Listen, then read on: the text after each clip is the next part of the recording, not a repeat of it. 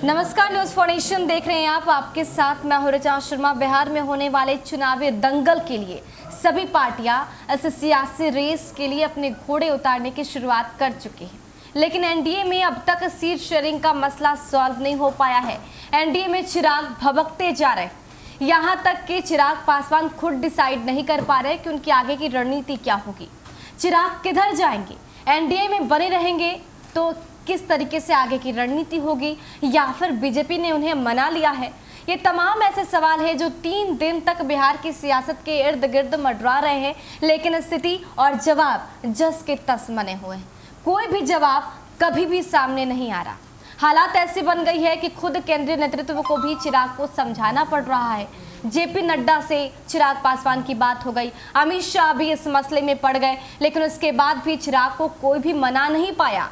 चिराग अभी भी तल्ख तेवर अपनाए हुए हैं। ऐसे में सवाल है कि चिराग कहां जाएंगे?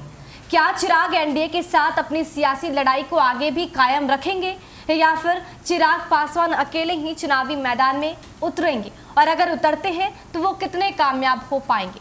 ये तमाम जो सवाल हैं बिहार के सियासत में मंडरा रहे हैं, और हम कोशिश करते हैं इस सवाल से जुड़े पड़ताल करने की कोशिश करते हैं कि इन सबके जवाब हम पा सकें। इस वक्त इस विषय पर बात करने के लिए हमारे साथ हमारे सीनियर जर्नलिस्ट विवेकानंद हैं। उनसे ये सब विषय पर एक एक क्वेश्चन रखते हैं और फिर जानने की कोशिश करते हैं कि उनकी राय क्या है, किस तरीके से वो इस पूरे सिनेरियो को देखते हैं। विवेकानंद, सबसे पहले तो यही सवाल होगा कि चिराग क्या लगता है कि उनकी आगे की रणनीति क्या होगी, क्योंकि 3 दिन हो गए और स्थिति जस की तस है। बिल्कुल जस की तस है, यूं कहें कि स्थिति और गंभीर होते जा रही है। कल चिराग पासवान ने पार्लियामेंट्री बोर्ड की बैठक बुलाई है। बैठक दिल्ली में ही है। शाम 5 बजे चिराग पासवान ने बैठक बुलाई है। उसमें बिहार से 2 प्रतिनिधि शामिल होंगे। उसमें एक है राजू तिवारी, जो विधायक हैं बिहार पार्लियामेंट्री बोर्ड की, और एक कैफी हैं जो पार्टी के प्रदेश महासचिव हैं। बिहार से ये 2 नेता शिरकत करेंगे। कल की बैठक काफ़ी महत्वपूर्ण है। जानकारी के अनुसार कल चिराग पासवान जो 143 सीट पर जो लड़ने की बात आ रही है, तो उन 143 सीट पर उम्मीदवार के चयन को अंतिम रूप, यानी पार्लियामेंट्री बोर्ड जो है उम्मीदवारों के नाम पर मुहर लगाएगी। तो कल की बैठक काफ़ी महत्वपूर्ण है। जानकारी के अनुसार कल की जो बैठक होगी वो काफ़ी अहम होगी और अंतिम बैठक भी होगी जी। जानकारी के अनुसार जो लोजपा के सोर्सेज हमें बता रहे हैं, कल बड़ा फैसला चिराग पासवान लेंगे। आखिर अब चिराग पासवान का फैसला क्या होगा, इस पर बिहार की जनता जानना चाहती है कि आखिर चिराग पासवान क्या करने वाले हैं। क्या वे फिर अलग होकर के चुनाव लड़ेंगे या फिर एनडीए में रहेंगे? तो अभी जो स्थिति है, चिराग पासवान अलग होकर के लड़ने की स्थिति ज़्यादा गंभीर बनते जा रही है, क्योंकि अमित शाह ने मुलाकात की। चिराग पासवान ने अमित शाह से मुलाकात की। लंबे दौर की बातचीत हुई। अमित शाह से मुलाकात से पहले जेपी नड्डा ने चिराग पासवान से मुलाकात की थी और वहाँ भी काफ़ी देर तक बातचीत हुई थी। आज जो जानकारी है कि आज शाम में भी अमित शाह और चिराग पासवान की मुलाकात होने वाली है, और बिहार में एनडीए बच जाए, एनडीए में सीट शेयरिंग का जो मामला अटका हुआ है उसको सलटा लिया जाए, इसको लेकर के बातचीत होगी। लेकिन जो जानकारी है उसके अनुसार जो बिहार एनडीए है, जिसमें जेडीयू, बीजेपी और एलजेपी है, तीनों में कहीं ना कहीं आपसी सामंजस्य बैठ नहीं रहा है। कई ऐसी सीटें हैं जिस पर जेडीयू और बीजेपी के बीच सीधी पेच फंसी हुई है। कई ऐसी सीटें हैं जो लोजपा कह रही है कि हमें इन जो महत्वपूर्ण सीट है, जो पसंदीदा सीट है, आप हमको दीजिए। जो जानकारी है उसके अनुसार लोजपा 20 पसंद वाली सीट मांग रही है कि हमको ये पसंद वाला सीट हमको दीजिए, लेकिन वो तैयार नहीं है जेडीयू और बीजेपी के नेता। जेडीयू ने करीब 15 ऐसे विधायकों और या नेताओं को अपनी पार्टी में हाल के दिनों में मिला लिया है, और जेडीयू चाहती है कि बीजेपी की जो परंपरागत सीट है उस सीट पर हम इन विधायकों या जो नेता हैं उनको हम चुनाव मैदान में उतारें। तो बीजेपी इसके लिए तैयार नहीं हो रही है। तो पूरा पेंच जो है ना एनडीए में फंसा हुआ, सिर्फ चिराग पासवान का पेंच तो है ही, जेडीयू और बीजेपी के बीच भी पेंच है। क्योंकि कल जिस तरीके से परसों शाम में बिहार बीजेपी के प्रभारी जो चुनाव प्रभारी हैं देवेंद्र फडणवीस और बीजेपी प्रभारी भूपेंद्र यादव पटना रात में पहुंचते हैं। परसों दिन भर दिल्ली में बैठक होती है। दिल्ली में बैठक के बाद देर रात लोग पटना पहुंचते हैं और कल दिन भर बैठक होती है बीजेपी की बिहार में, पटना में बैठक होती है। जानकारी के अनुसार बीजेपी की बैठक के बाद नेताओं को मुख्यमंत्री नीतीश कुमार से मिलने जाना था। मुख्यमंत्री अपने आवास में बैठ कर के इन नेताओं का इंतजार भी कर रहे थे, लेकिन अंततः ये लोग नहीं गए मुलाकात करने। यानी कि जो सीट को लेकर के जो बातचीत होनी थी, जिसके तहत आगे बढ़ना था, वह एक फॉर्मूला जो है वो तय नहीं हो पाया, इसलिए ये लोग मुख्यमंत्री से मुलाकात करने नहीं गए। नीतीश कुमार अपने जो 2-3 वरिष्ठ सहयोगी हैं उनके साथ सीएम आवास में अपने दल का मंथन भी कर रहे थे। इसी बीच खबर थी कि देर रात तक ये लोग पहुंचेंगे, बीजेपी के नेता मुख्यमंत्री आवास पहुंचेंगे और मुख्यमंत्री से मुलाकात करेंगे, लेकिन वह भी नहीं हुआ। तब यह जो जानकारी आई कि जेडीयू और बीजेपी के बीच पेंच जो है ऊपर से तो ठीक दिखता था, लेकिन अंदर ही अंदर गंभीर बीमारी यूं कहें, यानी कि सिर्फ चिराग पासवान के कारण नहीं, बीजेपी जेडीयू के भी बीच तल्खी अभी चल रही है। यह तल्खी तो उसी समय शुरू हो गई थी ना, जब बीजेपी के परंपरागत सीट पर जो राजद के विधायक जीते हुए थे उनको जेडीयू ने अपने पाले में मिला लिया। जैसे पालीगंज का सीट है, अगियाओं भोजपुर का एक सीट है, उसके बाद बक्सर जो प्रॉपर बक्सर सीट है उसको लेकर के, तो कई ऐसी सीटें हैं, करीब 15 ऐसी सीटें हैं जहां पर बीजेपी और जेडीयू के बीच पेंच है। बीजेपी उस सीट को छोड़ना नहीं चाहती है और जेडीयू वह डिमांड कर रही है कि यह सीट हमें दीजिए, क्योंकि हमने दूसरे दल के नेताओं को या विधायकों को तोड़ करके हम अपनी पार्टी में मिलाए हैं, उसके लिए हमें यह सीट दीजिए। बीजेपी उसको देने के लिए तैयार नहीं है। तो कुल मिलाकर के कहें तो बीजेपी और जेडीयू के बीच अंदर खाने में तल्खी बहुत है। जानकार तो यह भी बता रहे हैं कल बीजेपी और जेडीयू नेताओं की तल्खी स्पष्ट तौर पर देखिए, और फोन पर जो बातचीत हुई या फिर जो संपर्क साधा गया उसमें दोनों तरफ से कह दिया गया कि आप अपने स्तर से आप भी अपना चुनाव की तैयारी कीजिए, हम भी अपने चुनाव की तैयारी करेंगे। इस फॉर्मूले पर बातचीत संभव नहीं है। हालांकि जब बीजेपी के केंद्रीय नेतृत्व फिर इसमें हस्तक्षेप किया और फिर बातचीत आगे बढ़ी है, बातचीत की गाड़ी आगे बढ़ी है, लेकिन अभी भी बातचीत की जो गाड़ी है प्लेटफॉर्म पर नहीं पहुँची है। पहले ही पूरी तरीके से जो बातचीत की गाड़ी है वो खड़ी है, अटकी पड़ी हुई है, और जो तमाम दावे और या जो तमाम प्रयास हैं वे अब तक निरर्थक साबित हुए हैं। अमित शाह ने मोर्चा जरूर संभाला है, चिराग पासवान को मनाने की कोशिश, चिराग पासवान को ट्रैक पर लाने की पूरी कोशिश की है। 2 दौर या 3 दौर की बातचीत हो चुकी है। आज संभवतः शाम में एक और बातचीत होगी, एक दौर की और बातचीत होगी। उस बातचीत में अगर बात नहीं बनी तो निश्चित तौर पर चिराग पासवान कल बड़ा निर्णय लेंगे।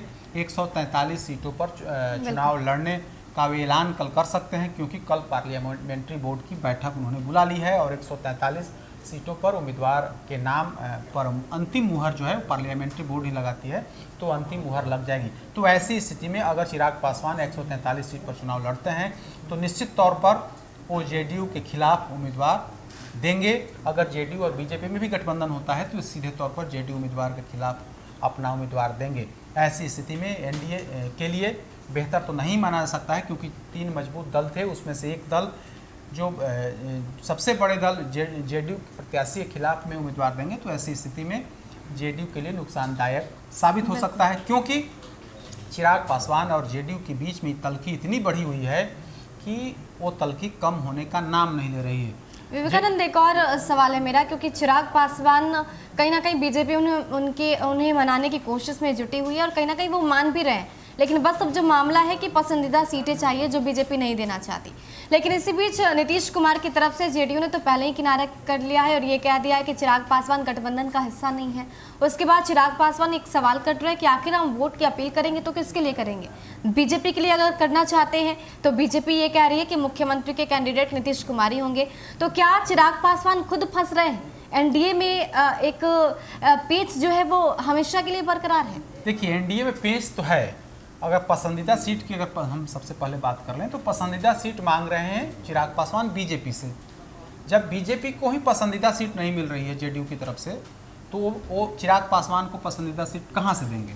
क्योंकि बीजेपी की भी मजबूरी है। यहाँ पर मुख्यमंत्री नीतीश कुमार अपने हिसाब से गठबंधन करते हैं। नीतीश कुमार लगातार दबाव बनाए हुए हैं बीजेपी पर, और बीजेपी से की जो परंपरागत सीट है उसको लेने की फिराक में है। तो ऐसी स्थिति में चिराग पासवान को पसंदीदा सीट नहीं दी जा सकती, क्योंकि जो देश भर में बीजेपी बड़ी हैसियत में है, लेकिन बिहार में उनकी हैसियत नीतीश कुमार के आगे कहीं नहीं टिकती है। चाहे आप 2005 का चुनाव ले लें, 2010 का चुनाव ले लें, 2015 में तो दोनों अलग होकर के चुनाव लड़े थे। 2019 की भी अगर लोकसभा की बात कर लें तो 2019 के लोकसभा में भी जहां उसके जेडीयू के 2 सांसद थे, लेकिन बीजेपी और जेडीयू बराबर, मतलब बीजेपी ने अपने कई सिटिंग सांसदों का टिकट काट करके उस पर जेडीयू के उम्मीदवार को उतारा था। इस बार बीजेपी चाह रही है कि जेडीयू और बीजेपी भी बराबर बराबर सीट पर लड़े, लेकिन नीतीश कुमार की पूरी प्लानिंग है, पूरी कोशिश है कि हम बीजेपी से अधिक सीटों पर लड़ें। नीतीश कुमार कह रहे हैं कि हम दोनों बराबर बराबर सीट बांट लें और आप मतलब बीजेपी अपने खाते से एलजेपी को दे दे, एलजेपी को सीट दे, तो वह बीजेपी उसे बीजेपी स्वीकार नहीं कर रही है। बीजेपी चाह रही है कि इकट्ठे सीट में से जितनी भी जो भी सीट तय हो एलजेपी के लिए उसको दिया जाए, अलग से दिया जाए, और बाकी का जो सीट बचता है उसमें हम लोग आधी सीटों पर चुनाव लड़ें। उसके लिए नीतीश कुमार तैयार नहीं हो रहे हैं, तो एक प्लेटफॉर्म पर तीनों दल आ नहीं रहे हैं। तो इस लिहाज से गठबंधन करना एनडीए को में गठबंधन बड़ी मुश्किल होते जा रहा है। अगर आज बिहार बीजेपी के तमाम नेता, अभी जो जानकारी है उसके अनुसार सुशील मोदी के आवास पर बैठक कर रहे हैं, और बैठक के बाद कोई नतीजा नहीं निकलता है, या फिर बैठक के बाद आज शाम तक ये लोग मुख्यमंत्री से नहीं मिलते हैं, तो यह स्पष्ट हो जाएगा कि जेडीयू और बीजेपी की तल्खी काफ़ी बढ़ गई है। और अगर इसमें केंद्रीय नेतृत्व या यूँ कहें कि बीजेपी बैकफुट पर नहीं आती है, तो निश्चित तौर पर एनडीए के लिए बीजेपी और जेडीयू के लिए बड़ा नुकसानदायक वो साबित हो सकती है। कल एलजेपी ने भी बैठक बुला ली है, तो कल का दिन, मतलब अभी से लेकर के 48 घंटे कल तक का जो दिन है वो समय है काफ़ी महत्वपूर्ण रहने वाला है। हालांकि समय लगातार बीत रहा है, नामांकन की प्रक्रिया शुरू है, लेकिन अब तक एनडीए ने सीट क्लियर नहीं किया है, सीट पर कोई समझौता नहीं हुआ है।